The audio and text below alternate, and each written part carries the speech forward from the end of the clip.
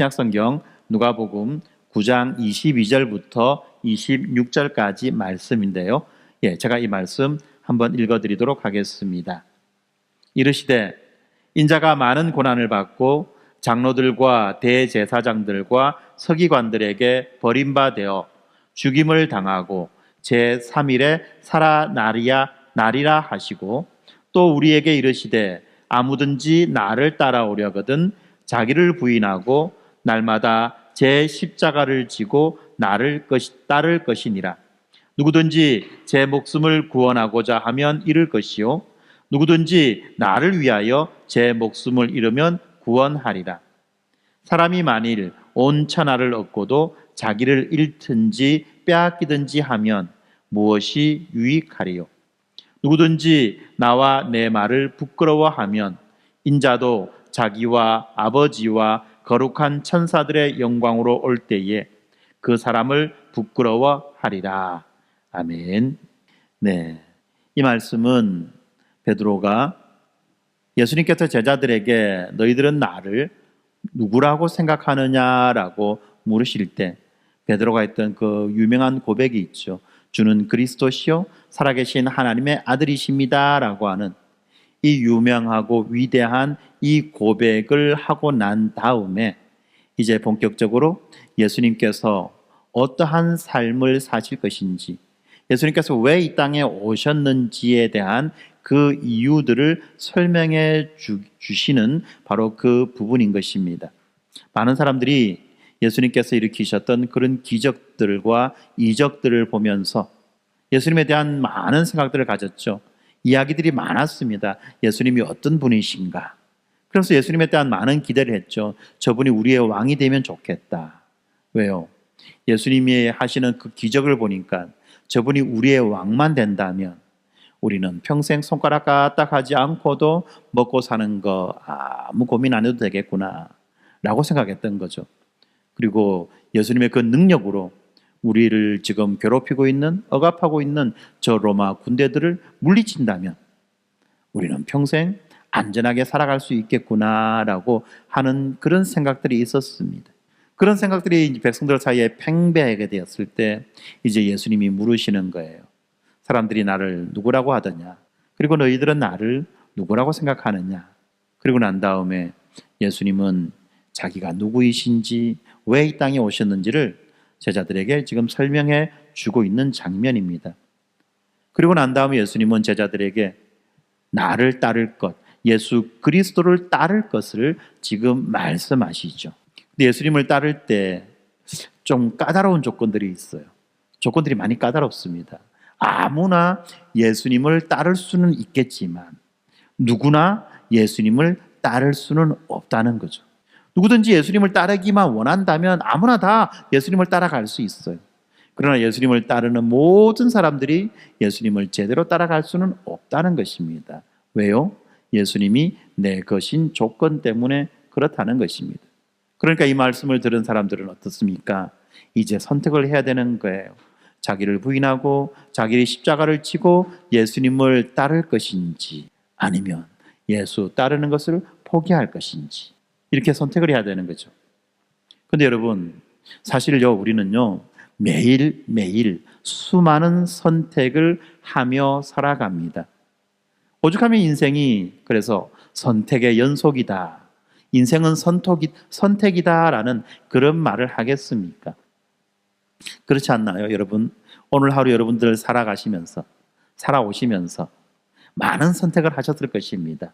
카드를 끌길 것인지, 아니면 그 유혹을 참을 것인지, 오늘 한탕 더 하고 더 해서 돈을 좀 더 벌 것인지, 아니면 돈 버는 것을 멈출 것인지, 사람들의 칭찬을 쫓을 것인지, 아니면 진리를 쫓을 것인지, 우리는 수많은 선택을 매일매일 하며 살아갑니다. 심지어는 짜장면을 먹을 것인지 짬뽕을 먹을 것인지. 그런데 여러분, 이런 모든 선택의 뒤에는요, 한 가지 중요한 질문이 숨겨져 있는데, 그것이 뭐냐면 나로 하여금 이렇게 선택하게 하는 그 주인은 누구냐라는 질문이 숨어 있습니다. 왜 이런 선택을 하느냐? 무엇 때문에 이런 선택을 하느냐라는 질문이라는 겁니다. 그리고 이 질문은 또 다른 질문과 연결되어져 있는데 그 질문이 무엇이냐면 나는 지금 누구에게 충성하고 있느냐라는 질문과 연결되어지는 질문이 이런 선택에 대한 질문이라는 겁니다. 그런데 불행하게도 우리가 살아가는 이 세상은요, 이러한 질문에 대한 대답을 정해 놓았습니다. 어떤 대답입니까? 돈이 왕이다. 돈이 주인이다. 성취와 성공이 왕이다. 편안함이 왕이다. 예. 이것이 바로 세상이 우리에게 정해준 대답이라는 것입니다. 돈이 왕이기 때문에, 성공과 성취가 왕이기 때문에, 편안하게 사는 것이 왕이기 때문에 나는 이런 선택을 한다는 것입니다. 그러니까 어떻습니까? 이런 세상에 어떤 그런 정해놓은 대답 앞에서 우리의 마음이 흔들리는 거죠. 내가 조금만 더 모으면 나는 안락한 삶을 살아갈 수 있어. 내가 조금만 더 높이 올라가면 내 마음은 좀 더 편안해질 수 있어. 라는 생각을 한다는 겁니다. 그런데 여러분, 아시죠? 이런 생각을 일으키는 그 욕망, 편안함과 안전함에 대한 이 욕망은 결코 채워지지 않는다는 것입니다. 뿐만 아니라 가지면 가질수록, 높은 곳으로 올라가면 올라갈수록 불안은 점점점 더 커져만 간다는 것입니다. 그리고 또한 그와 비례해서 더 가지고 싶은 불안이 점점 커지니까 그 불안에 비례해서 점점점 더 가지려는 그 욕망이 커지는 거죠. 요즘 TV만 틀면 여러 가지 많은 소식들이 들리는데 그 가운데 하나가 주식시장이 화랑이다. 그죠? 주가가 최고다. 사상 최고다. 어젠가 아ren가는 4,000포인트를 넘었다. 막 이런 이야기들을 막 합니다. 한 번도 가보지 않은, 볼 수 없었던 숫자죠. 그런데 이렇게 되니까 어떤 이야기들이 나오냐면 조만간 거품은 터질 거고 조만간 경제의 위기가 올 거야. 이런 말들이 슬슬슬 나옵니다. 그래서 불안감을 조성하는 거예요. 그러니까 어떻게 해야 되지? 이런 이제 염려와 걱정이 든다는 것입니다. 특별히 이 오늘날 현대를 살아가는 우리들 어르신들, 우리들 성도님들의 그 시간표는 정말 바쁘죠. 그리고 많은 부담들이 있습니다. 부모님을 돌봐야 되죠. 또 자녀들을 키워야 됩니다. 그리고 일터에서의 그 책임을 감당해야만 하는 거죠. 그리고 어떻습니까? 매달 돌아오는 대출금 상환 날짜, 매달 돌아오는 애들 학원비, 생활비, 그죠? 어떻게 그래 따박따박 돌아오는지 몰라요. 그러다 보니까 이 40대, 50대 노후 준비는 언감생심이라는 겁니다. 그냥 매달, 매주 이 카드 결제일이 돌아올 때마다 우리들은 가슴을 졸이고 졸입니다. 이번 달에는 어떻게 돈을 마련해서 카드값을 갚아야 되지? 어떻게 통장을 어떻게 돌려가지고 카드값 결제를 해야 되지? 대출금 갚아야 되지? 막 이런 생각들이, 이런 이제 압박감들이 우리를 차지한다는 겁니다. 그런데 이렇게 이제 삶의 압박감이 어떤 일을 만들어내냐면 우리들의 그 신앙을 종종 삶의 한 구석으로 몰아내는 거죠. 생활에 쫓기다 보니까, 삶에 쫓기다 보니까 점점점 이 신앙이라고 하는 것이 삶의 중심에서부터 주변부로 멀어진다는 겁니다. 그리고 이렇게 살아가는 우리들의 삶의 모습이 은연중에 우리 자녀들에게 영향을 주어서 이 자녀들이 신앙의 기쁨을 발견하기보다는 오히려 삶의 부담과 압박감, 그리고 삶의 가치를 더 중요하게 만들어주는 그런 일들이 일어나는 것입니다. 그러니까 어떻나요? 우리가 주일은 좋습니다. 만나서 교제하고 예배하고 참 이건 좋아요. 그런데 월요일 아침부터 출근할 생각을 하니 머리가 찌끈찌끈하고 마음이 무거워집니다. 우리가 주님께 드리는 예배는 감동적입니다. 은혜롭습니다. 그죠? 우리 설교 노트를 바라보면 펴서 보면 정말 감동적이고 은혜롭고 어떻게 그래 참 진리의 말씀이 빼곡하게 기록되어져 있는지, 말씀을 들어도 은혜를 받지만 내가 기록한 설교 노트를 봐도 또 은혜를 받아요. 그런데 그 설교 노트 옆에 있는 그 가계부를 보면 참 깝깝하기도 하고 참, 그죠? 암담하기도 하다는 겁니다. 머리로는 하나님 나라를 분명히 알고 있는데 우리의 손과 우리의 발은 여전히 이 땅의 질서에 묶여져 있는 그런 모습을 발견하는 거죠. 그리고 점점점 이 신앙과 그리고 이 삶의 간격이 벌어집니다. 이렇게 벌어지는 신앙과 삶의 간격 속에서 우리들의 마음은 서서히 지쳐가는 것이죠. 바로 그런 우리들에게 주님은 오늘 이 본문을 주신 것입니다. 지금 우리가 살펴보는 이 누가복음 9장의 말씀은 이 누가복음 전체에 있어서도 정말 중요한 부분입니다. 하나의 커다란 분기점인 거죠. 베드로가 주는 하나님의 그리스도신이다 라고 고백한 다음에 예수님이 지금 자기의 길을 말씀해 주시죠. 인자가 많은 고난을 받고 죽임을 당하고 제3일에 살아나야 하리라. 자기의 길이 어떤 길인지를 말씀하시고 난 다음에 곧바로 제자들에게 제자도 예수 따름의 그 길을 말씀해 주시죠. 아무든지 나를 따라오려거든 자기를 부인하고 날마다 제 십자가를 지라. 아무든지 원하는 사람 모두 나를 따라오려거든 자기를 부인하고, 누가복음 특별히 날마다를 강조하죠. 날마다 제 십자가를, 자기의 십자가를 지라라고 말씀합니다. 이 순서가 중요합니다. 순서가 중요해요. 왜 그러냐면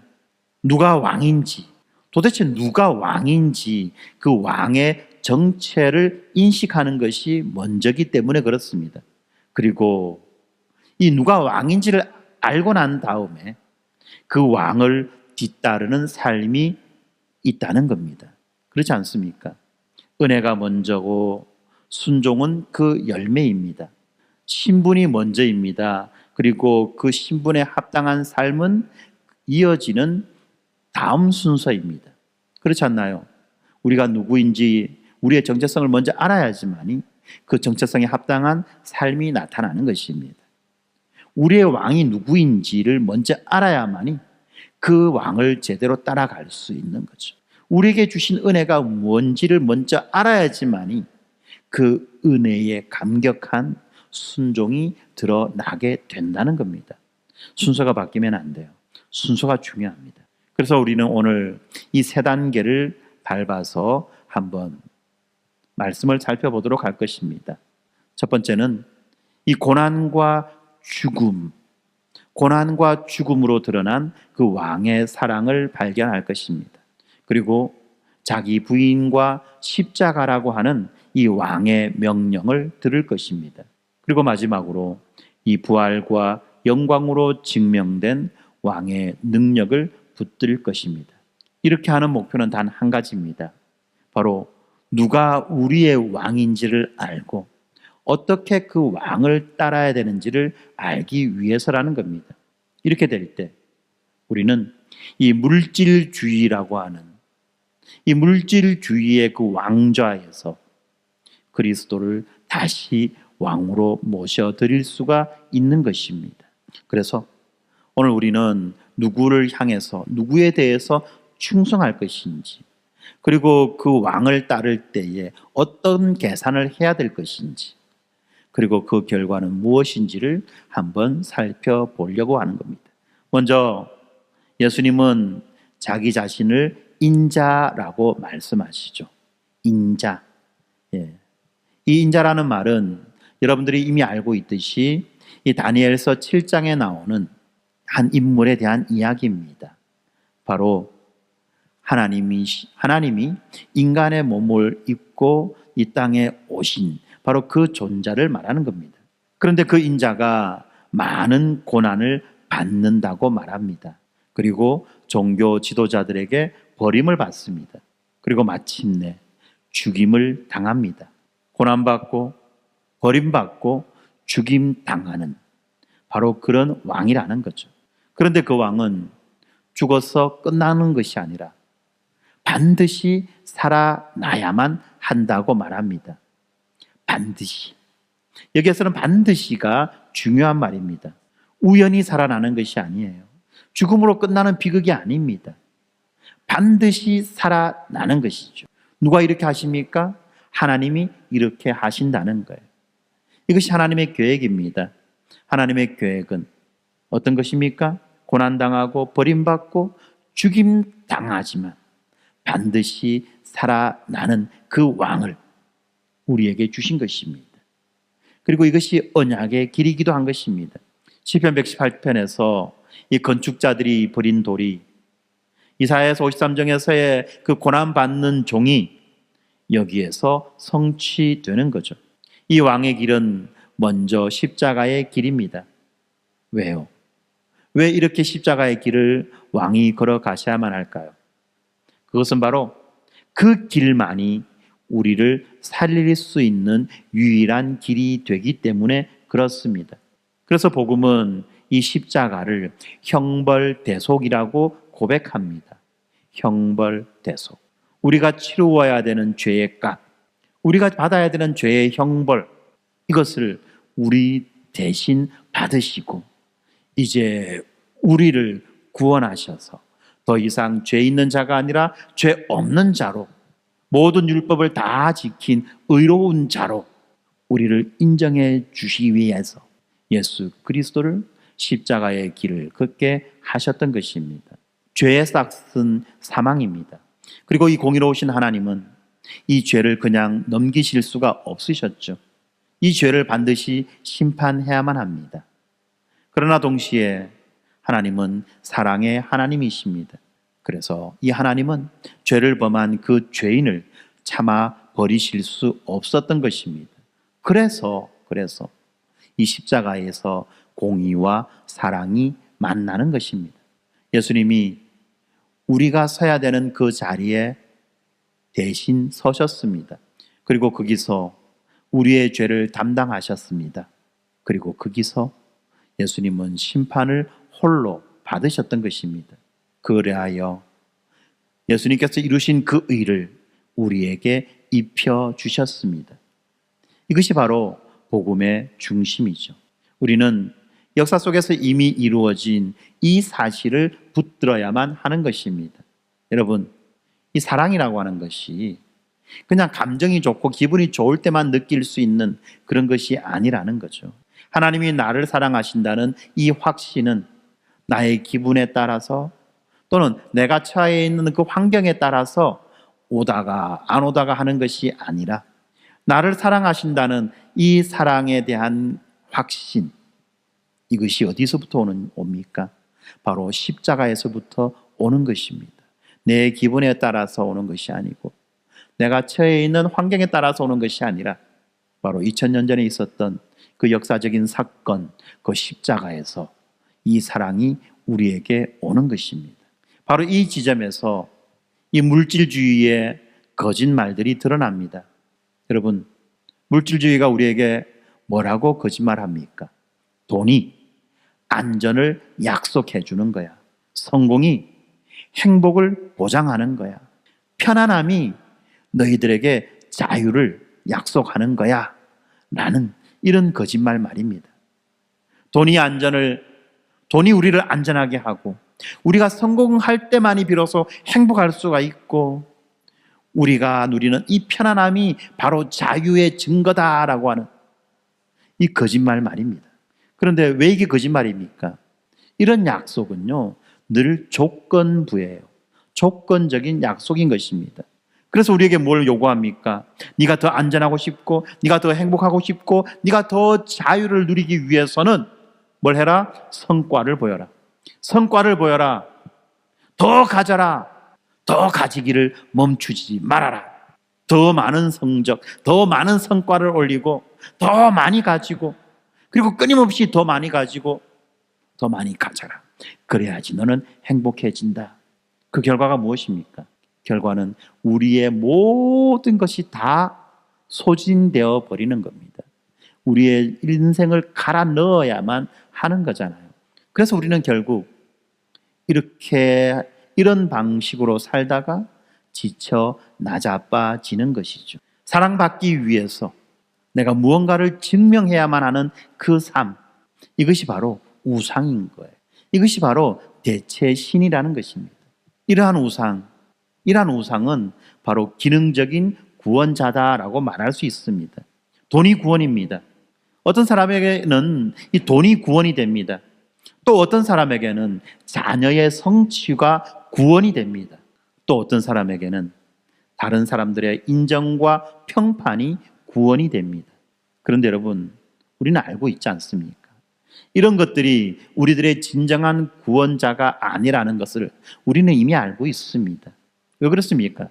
만약에 우리가 실패하면, 만약에 우리가 돈을 버는 것에 실패하거나 우리의 자녀들이 어떤 성취를 이루는 것에 실패하거나 또는 내가 타인으로부터 좋은 인정과 평판을 받는 것에서부터 실패할 때 이 신들은, 이 우상들은 어떻게 합니까? 우리를 버리죠. 우리를 정지하고 우리를 버립니다. 왜 그거밖에 못해? 너는 더 이상 행복과 안전과 인기를 누릴 자격이 없는 자야라고 그렇게 우리를 정죄하고 우리를 버려버립니다. 뿐만 아니라 우리가 일정한 성공을 거두게 되었을 때는 더 큰 성공을 우리들에게 요구합니다. 왜 그거밖에 못하느냐고. 이 속에는요, 어떠한 자비도 어떠한 긍휼도 없습니다. 오직 경쟁과 결과만이 존재하는 것이죠. 이 우상은 끊임없이 우리의 생명과 우리의 영혼을 갈아 넣으라고 그렇게 요구하는 겁니다. 그런데 복음은 다릅니다. 왜 다릅니까? 복음은 네가 뭘 해야 뭘 한다는 것이 아니지요. 그냥 무조건적인 사랑을 선포하는 것입니다. 심지어는 우리가 아직 죄인 되었을 때 그리스도께서 우리를 위해 죽으셨다고 그렇게 복음은 말합니다. 그렇지 않습니까? 우리가 어떤 성과를 얻기 전에, 어떤 업적을 이루기 전에 미리 먼저 사랑이 왔다는 것입니다. 우리가 무언가를 지불하고 계산하기 전에 먼저 은혜가 왔다는 것입니다. 하나님이 먼저 우리를 사랑하시고 하나님이 먼저 우리에게 은혜를 부어주신다는 겁니다. 이것이 바로 우리의 복음적인 정체성을 세워주는 것입니다. 그렇지 않습니까? 나는 어떤 성과의 총합이 아닌 거예요. 나는 어떤 업적과 결과의 총합이 아니라는 겁니다. 나의 자산의 규모가 크기가 나를 말해주는 것이 아니에요. 나라고 하는 존재가 어떤 평가의 별점으로 이루어지는 것이 아니라는 겁니다. 자녀의 스펙의 그 그림자의 그 크기가 나의 정체성이 아니라는 거예요. 여러분, 그러면 우리는 누굽니까? 우리의 정체성은 무엇입니까? 나의 정체성은 바로 이 그리스도 안에서의 새 사람인 것입니다. 나는 누구냐? 나는 그리스도 안에 있는 새 사람, 새로운 존재라는 것입니다. 이 정체성은 일상의 경쟁 속에서도 결코 흔들리지 않습니다. 그리고 이 정체성은 사람들이 우리에게 어떠한 평판과 어떠한 칭찬을 한다 할지라도 결코 우쭐거리게 하지 않습니다. 뿐만 아니라 우리 인생에 어떤 실패가 온다 할지라도 이 정체성은 결코 무너지지 않는 것입니다. 왜요? 나의 정체성, 나의 가치는 이미 증명되었기 때문에 그렇습니다. 우리는 무엇을 통해서 나의 가치를 발견해야만 합니까? 바로 십자가를 통해서 나의 가치를 발견해야만 하는 것입니다. 십자가. 이 십자가가 무엇입니까?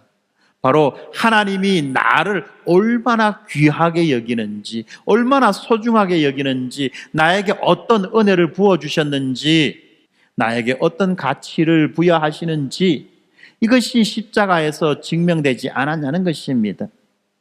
하나님이 세상을 이처럼 사랑하사 독생자를 주셨으니 이것이 나예요.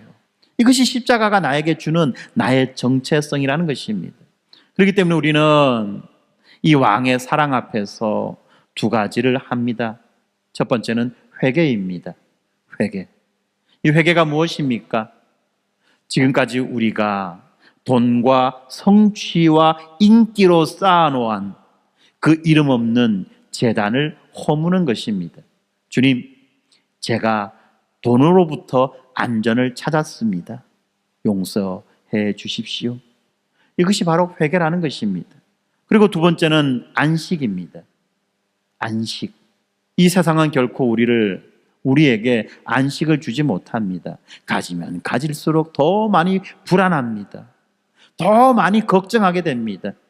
없을 때는 갖지 못할까 싶어서 염려와 걱정을 하고, 얻게 되면 더 많이 못 가져서 염려와 걱정을 하고, 뿐만 아니라 있는 것마저 이 있는 것을 빼앗길까 싶어서 염려와 걱정을 하는 거죠. 그런데 하나님의 사랑은 우리들로 하여금 안식에 이르게 해주는 겁니다. 왜요? 우리는 이미 우리 자신들을 사랑받는 자로 인식하기 때문에 그렇습니다.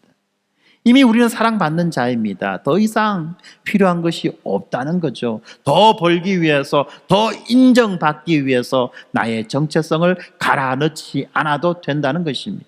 물론 우리도 또한 먹고 마시고 일하고 저축합니다.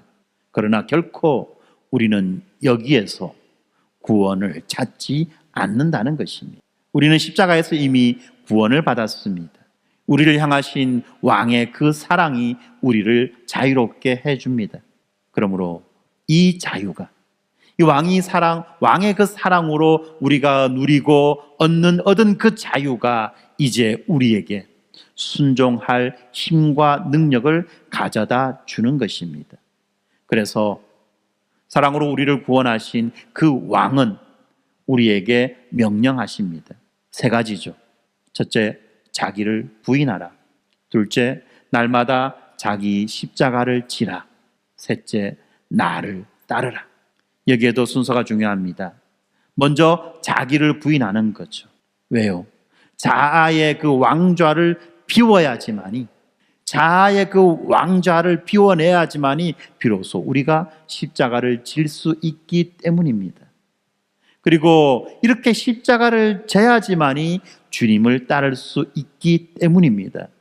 이것이 제자도의 구조예요. 그래서 자기 부인이죠. 자기 부인. 그런데 어떤 사람들은 이 자기 부인을 자기 혐오로 인식하는 사람이 있는데 그것이 아닙니다. 자기 부인은 결코 자기 혐오가 아니에요. 하나님이 주신 그 나의 인격을 깎아내리는 것이 아니라는 것입니다. 그럼 자기 부인이 뭡니까? 자기 부인은 바로 자기 중심성을 폐위하는 거예요. 자기 중심성이라고 하는 내 안에 있는 그 왕을 쫓아내는 겁니다. 내가 주인이다라고 하는 그 거짓을 버리는 거예요. 나의 욕망과 나의 계획과 나의 시간과 나의 돈이 더 이상 내 주인이 아니라는 겁니다. 또 다르게 표현하면 내 욕망과 내 계획과 내 시간과 내 돈의 그 주인이 더 이상 내가 아니라는 것을 인정하는 것이기도 합니다. 복음은 이것을 이 마음의 방향을 전환하는 것으로 설명합니다. 내가 아니라 하나님으로, 내 영광이 아니라 하나님의 영광으로 방향을 전환하는 거죠. 이것이 바로 자유의 시작입니다. 그리고 우리는 날마다 십자가를 지는 거죠. 오늘 본문의 누가복음에서 강조하는 그 말이 날마다라는 말입니다. 다른 복음서에서는 제자도를 이야기할 때 날마다라는 말을 하지 않아요. 그런데 누가복음은 특별히 날마다라는 말을 합니다. 날마다. 날마다가 뭡니까? 어제, 오늘, 내일, day by day. 매일이라는 말입니다. 날마다. 마치 우리에게 날마다 양식을 주시는, 일용할 양식을 주시는 것처럼 우리는 날마다 순종하는 거죠. 이 순종은 바로 하루치 순종이라는 겁니다. 무슨 말입니까? 거창하지 않아도 된다는 겁니다. 무언가 대단하지 않아도 된다는 겁니다. 구체적이고 그러나 실제적인 것이어야만 한다는 거죠. 십자가는 막연한 고난의 상징이 아닙니다. 우리가 왕에게 충성하기 위해서 기꺼이 선택하는 손해라는 것입니다.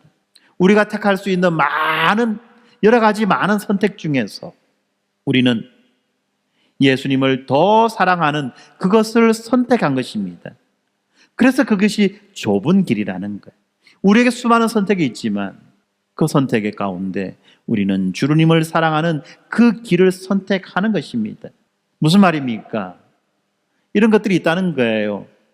우리가 정직했기 때문에 놓치는 계약이 있습니다.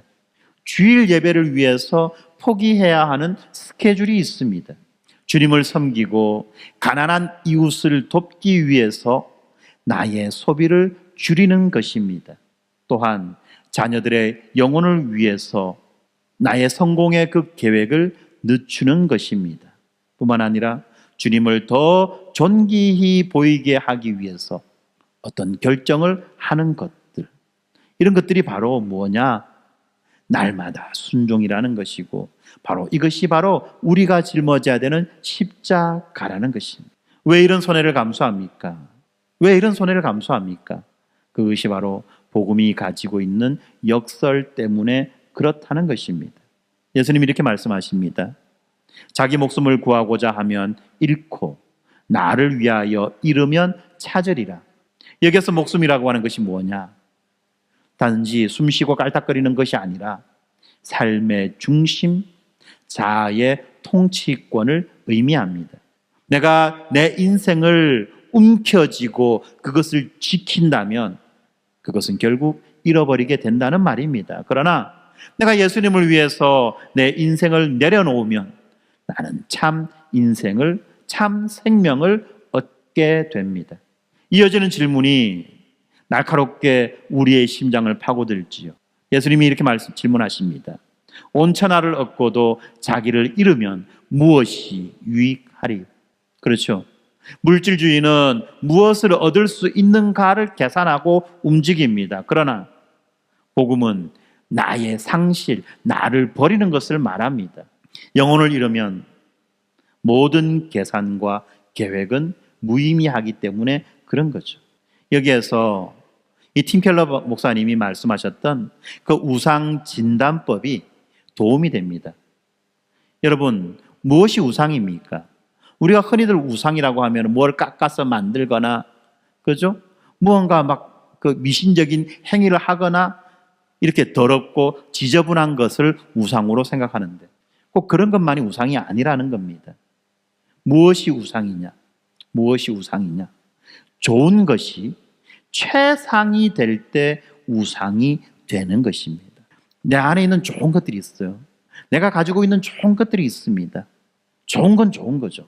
그런데 이 좋은 것이 최상의 것, 최고의 것이 될 때 우상이 되는 겁니다. 그렇기 때문에 가족과 일과 성공과 도덕과 심지어는 주님을 위한 사역, 교회를 위한 봉사도 우상이 될 수 있다는 것입니다. 가족과 일과 성공과 도덕과 주님, 교회 다 좋은 거 아닙니까? 그런데 이것이 최고가 될 때 우상이 된다는 말입니다. 무슨 말이냐? 이런 거예요. 간단한 질문을 한번 스스로에게 던져보자는 겁니다. 내가 진짜로 괜찮아진다고 느끼려면 무엇이 필요하지? 내가 진짜 좀 그래도 괜찮은 사람이야 라고 느끼려면 나에게 무엇이 필요할까? 조금 더 직설적으로 말할게요. 이것이 무너지면, 이것이 없어지면 내가 살아갈 이유가 사라진다고 느끼는 것이 무엇일까? 나는 이것 때문에 존재하는 거야 라고 말하는 그것이 무엇냐는 것입니다. 그것이 무엇냐는 것입니다. 대다수의 한국의 부모들은 자식이죠. 또 대다수의 많은 이 가장들은 가족입니다.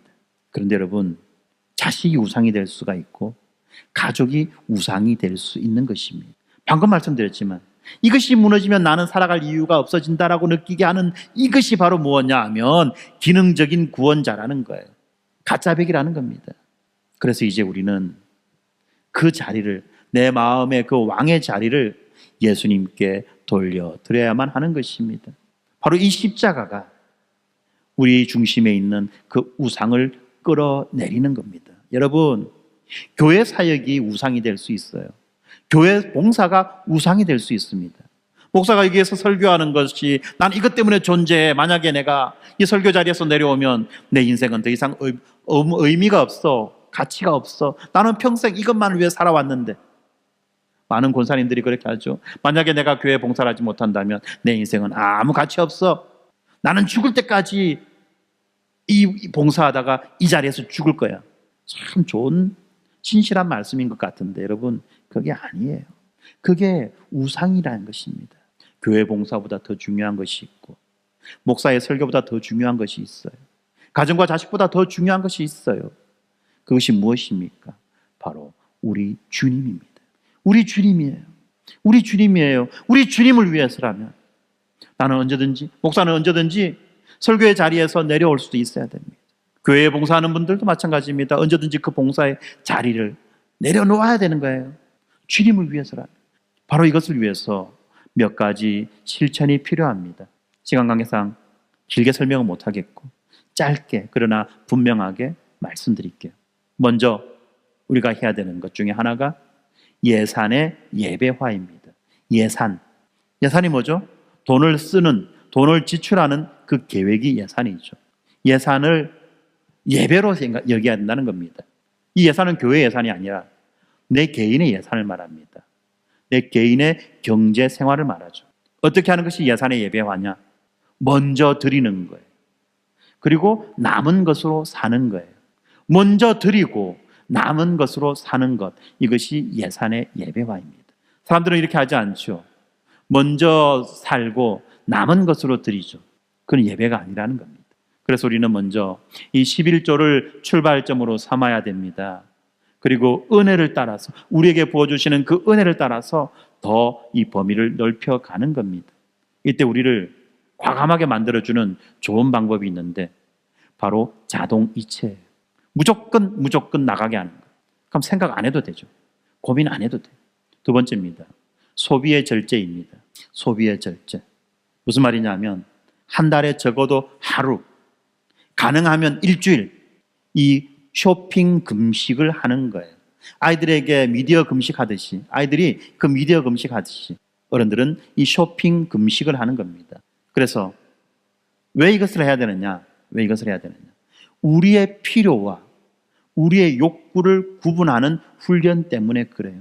정말 나에게 이것이 필요해서 이것을 구입하는지, 아니면 나의 욕구를 만족시키려고 이것을 구매하는지, 이거는 비싸고 싸고의 문제가 아닙니다. 비싸고 싸고의 문제가 아닙니다. 세 번째로는 안식일을 회복하는 것입니다. 안식일을 회복하는 것. 무슨 말입니까?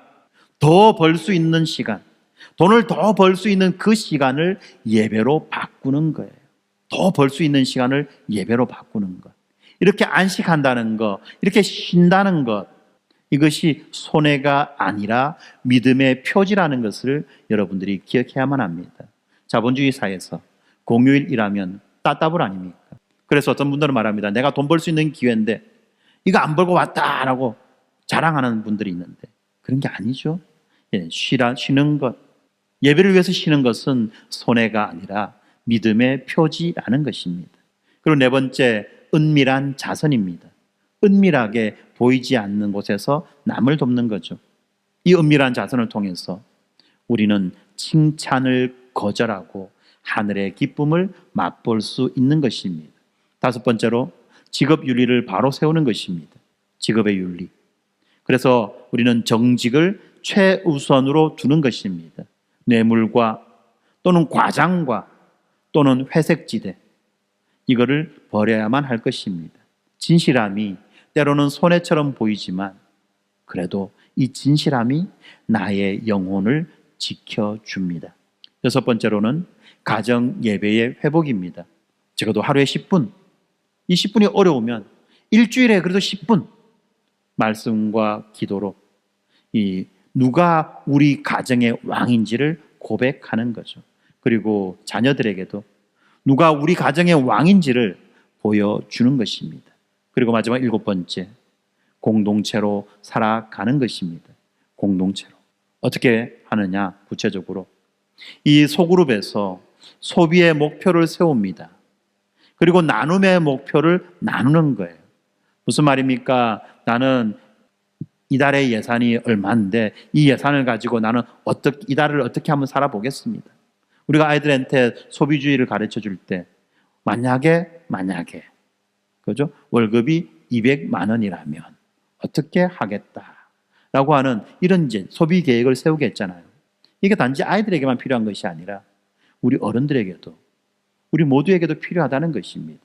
그것을 내가 혼자만 몰래 꽁꽁 감춰놓고 세우는 것이 아니라 공개적으로 세우는 거예요.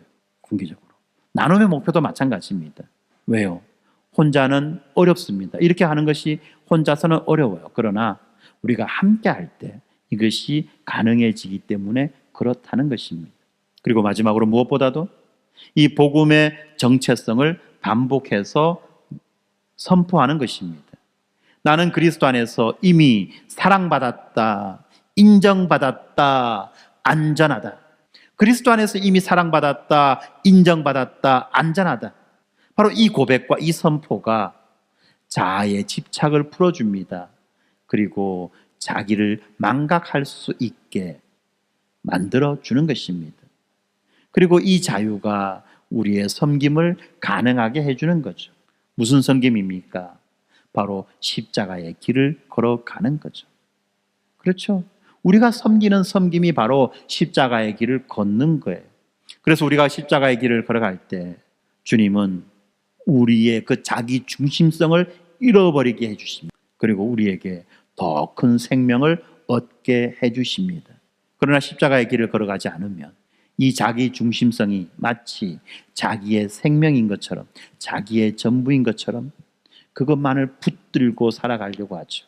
그렇게 되면 주님이 주시는 더 큰 생명은 결코 얻지도 누리지도 못할 것입니다. 그런데 예수님의 이 길이 십자가에서 끝나는 게 아니죠. 이어지는 말씀이 있습니다. 제3일에 살아나야 하리라. 제3일에 살아나야 하리라. 바로 예수님의 부활인데요. 예수님의 부활은 바로 하나님의 긍정, 하나님의 예스라는 것입니다. 하나님의 목적, 하나님의 동의, 하나님의 허락이라는 것입니다.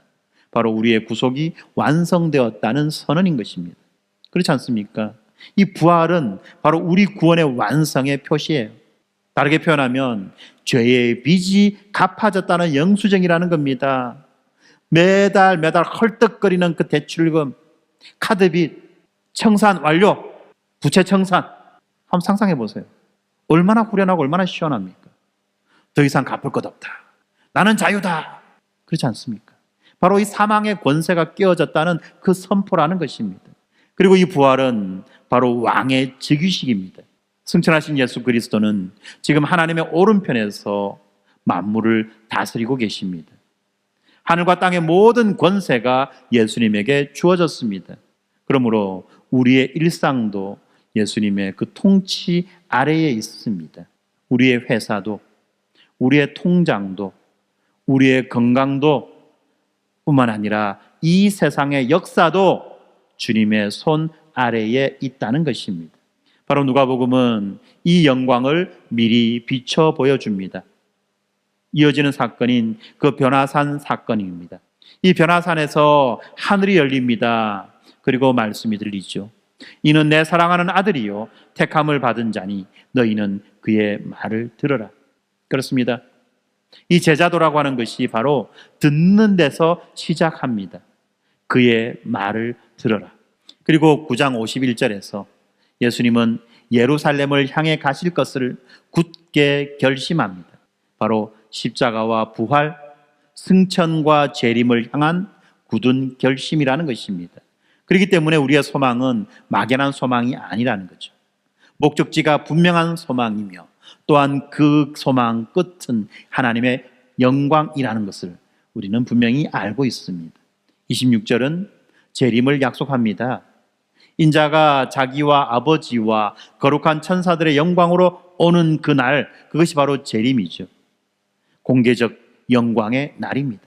믿음으로 걸었던 모든 선택들이 이제 옳은 것이다, 참인 것이다 라고 드러나는 겁니다. 우리들의 그 숨은 순종, 은밀한 그 구제가 상급으로 드러나는 것입니다. 또한 그날은 경고의 날이기도 합니다. 누구든지 나와 내 말을 부끄러워하면 나도 그 사람을 부끄러워하리라. 여기에서 말하는 이 부끄럽다는 것은 단순한 감정이 아니에요.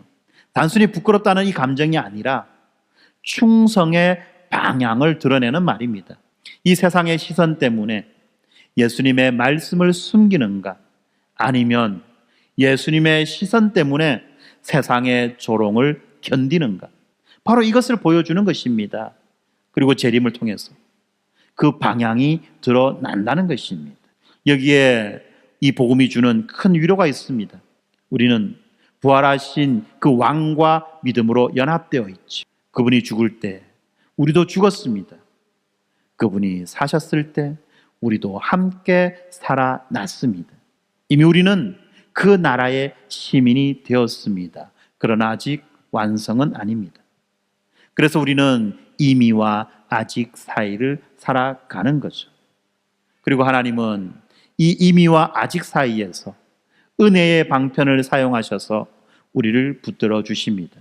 은혜의 방편, 말씀과 성례와 기도, 이 세 가지가 바로 우리의 영혼을 지켜주는 바로 가이드, 호위병이라는 것입니다. 말씀은 우리의 길을 비춰줍니다. 그렇죠? 말씀은 우리의 걸어갈 그 길을 비춰줍니다. 그리고 성례는 우리에게 주신 그 약속을 미리 맛보게 해줍니다. 그리고 기도는 우리의 능력을 끌어올려 주는 것입니다. 그렇기 때문에 이 세상의 그 물질주의의 파도가 높으면 높을수록 우리는 이 은혜의 방편에 더 깊이 뿌리를 내려야만 하는 것입니다. 이 부활의 능력은 우리 현실의 삶 속에서 찬란하게 빛이 납니다. 구체적으로 들면 이런 거죠. 우리가 직장에서 해고를 당하거나 또는 직장을 바꾸어야 되는 그런 자리에서 이 예수님의 부활은 끝이 아니라 새 시작이다라고 말씀해 줍니다. 우리의 실패가 우리의 정체성을 규정하지 못한다는 말입니다. 뿐만 아니라 이 질병과 노화에 대해서도 마찬가지입니다. 병들고 늙어가는 것, 사람들은 이것들 두려워하지요. 그러나 부활은 이 몸의 속량을 약속해 줍니다. 이러한 질병과 노화가 우리가 누구이냐 하는 우리의 정체성을 결정해 주지 못한다는 것입니다. 그리고 우리 50대들이 갖고 있는 그 부모 봉양과 자녀 양육이라고 하는 그 막중한 부담도 마찬가지입니다. 예수님의 그 부활은 약속과 낭비같이 보이는 그런 사랑을 영원한 가치로 바꾸어 주는 것입니다. 그리고 이 치열한 경쟁 속에서 이 부활은 섬김이 승리라는 것을 보여줍니다. 우리의 낮아짐은 높아짐으로 끝이 날 것입니다. 그렇기 때문에 우리는 이 모든 것들 앞에서 두려워할 필요가 없다는 것입니다. 우리의 왕은 살아계십니다. 우리의 왕은 다스리고 계십니다. 그리고 그 왕은 다시 오실 것입니다.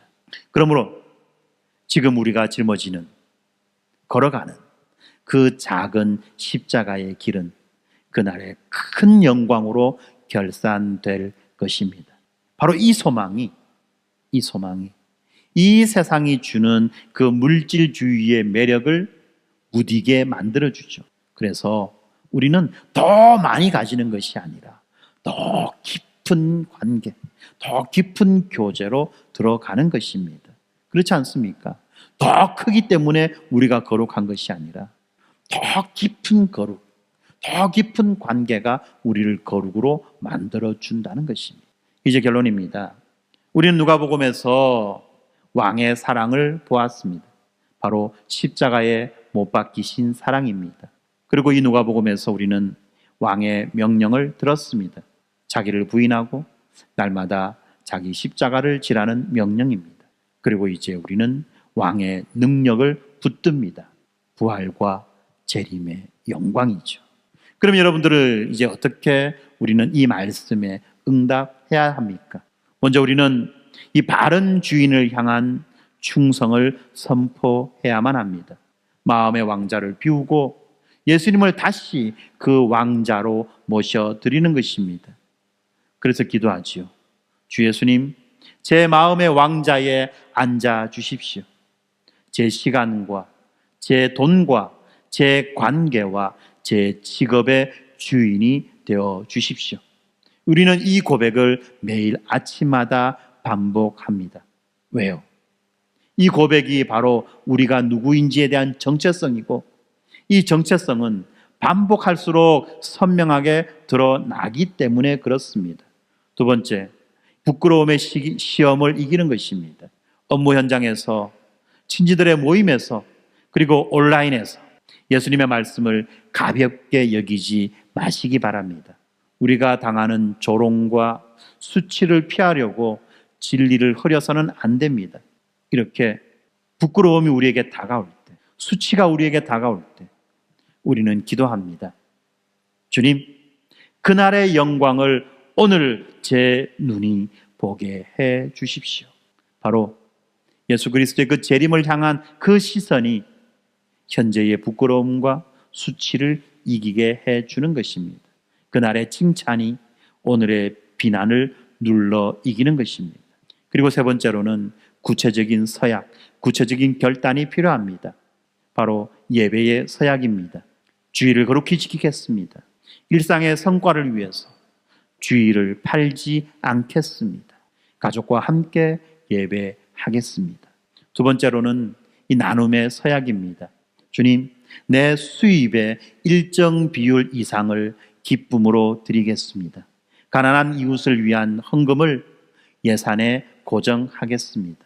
보이지 않지만 그러나 꾸준히 하겠습니다. 라는 서약이 필요하다는 것입니다. 세 번째로는 정직의 서약입니다. 거짓을 보고하거나 이 불투명한 거래를 하거나 과장된 이력이나 편법을 끊겠습니다. 손해가 와도 나는 나의 영혼을 지키겠습니다. 네 번째로는 습관적으로 내 안에 있는 우상을 확인하는 것입니다. 그래서 스스로에게 묻습니다. 이번 주 내 마음을 가장 흔들었던 유혹은 무엇이냐? 돈, 칭찬, 안전. 그러한 유혹 앞에서 나는 어떻게 반응했느냐? 이 질문에 정직하게 답하고 회개와 믿음으로 주님께 나아가는 것입니다. 여러분, 우상은 반복해서 돌아옵니다. 그렇기 때문에 회개도 반복적으로 해야 하는 것입니다. 이 반복이 우리를 묶는 것이 아니에요. 반복이 우리를 오히려 자유롭게 해주는 것입니다. 그리고 이렇게 반복할 때 복음은 그 기쁨의 깊이를 더해 가는 것입니다. 그리고 가정과 교회의 질서를 세우는 거죠. 우리는 교회 공동체와 연결된 자라는 것을 기억합시다. 소그룹에서도 마찬가지입니다. 서로의 약점을 고백하고 서로의 예산 계획과 시간 계획을 고백하고 서로를 도와주는 거예요. 혼자서는 아무리 결단하고 결심해도 오래 가지 못하는 것입니다. 그렇지만 함께 할 때 우리는 끝까지 갈 수 있는 것입니다. 제자도의 출발점은 은혜입니다. 우리의 순종은 구원의 조건이 아닙니다. 우리의 순종은 우리 구원의 증거입니다. 사랑받기 위해 십자가를 지는 것이 아니라 이미 사랑받았기 때문에 십자가를 지는 것입니다. 여러분, 이걸 잘 기억하셔야 돼요. 이미 우리는 사랑받은 자다. 이미 우리는 사랑받은 자. 오늘 우리는 우리의 왕이 누구이신지, 그리고 어떻게 그 왕을 따라야 할 것인지, 그리고 그 왕을 따랐을 때 어떤 결과가 있는지 하는 것들을 살펴보았습니다. 세상은 끊임없이 우리를 흔듭니다. 우리를 속입니다. 거짓 우상으로 우리를 유혹합니다. 바르게 분별하고 누가 우리의 왕인지, 어떻게 그 왕을 따라야 할 것인지 주시는 말씀을 통해서 우리가 분명히 붙잡고 살아갈 때, 아니 우리가 분명히 인식하고 믿을 때 하나님은 우리에게 은혜 주셔서 이러한 길을 걸어갈 수 있게 해 주실 것입니다. 그리고 약속된 그 영광을 우리를 위해 부어 주실 것입니다.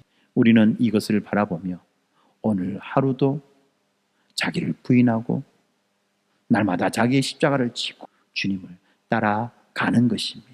여러분 모두에게 하나님의 은혜와 하나님의 위로가 있기를 소망합니다.